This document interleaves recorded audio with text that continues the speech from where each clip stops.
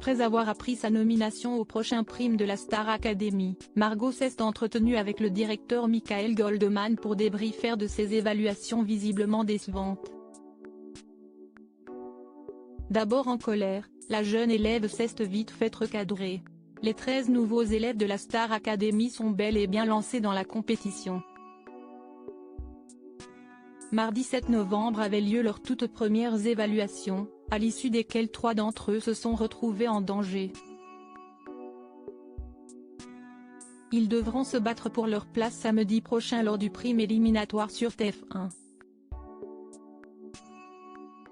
CST. Le directeur Michael Goldman qui a eu la lourde tâche d'annoncer les nommés de la semaine au château de Damary-les-Lys.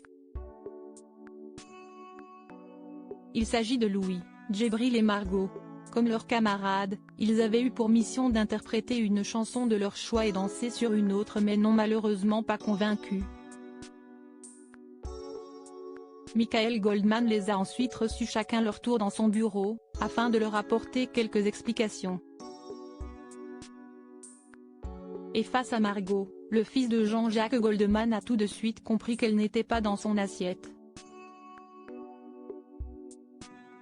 Je suis déçue mais en même temps j'ai envie de savoir ce qu'il s'est passé, a-t-elle confié à son arrivée.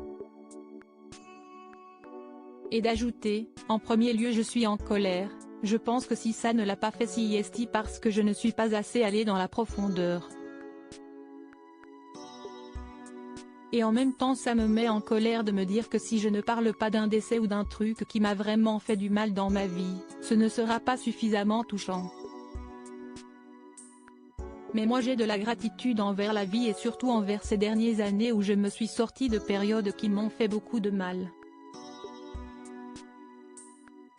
Je n'avais pas envie de revenir sur ces périodes et donc j'ai cette colère de me dire que ce n'est pas assez.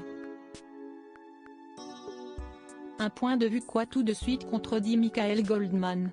Tu as tort parce que cette évaluation, ce n'est pas un concours de souffrance, on ne note pas sur ça, rien à voir. L'exercice était que vous transmettiez des émotions, et sur ce sujet-là, tu as été un peu en dessous des autres.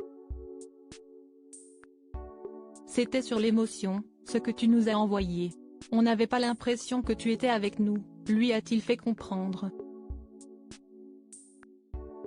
En outre, le directeur a souligné un véritable problème au niveau du choix de la chanson. Margot avait opté pour ne jamais oublier de Flo de la Vega, en s'accompagnant à la guitare.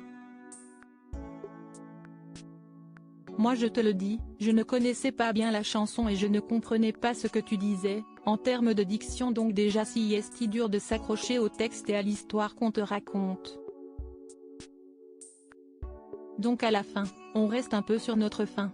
Je pense que c'était une faute stratégique de choisir cette chanson, mais la faute aussi pas de s'être trompé d'émotion ou d'histoire à raconter, a-t-il expliqué à la jeune femme de 25 ans qui est ressortie de cet entretien rebostée et déterminée à se maintenir dans l'émission.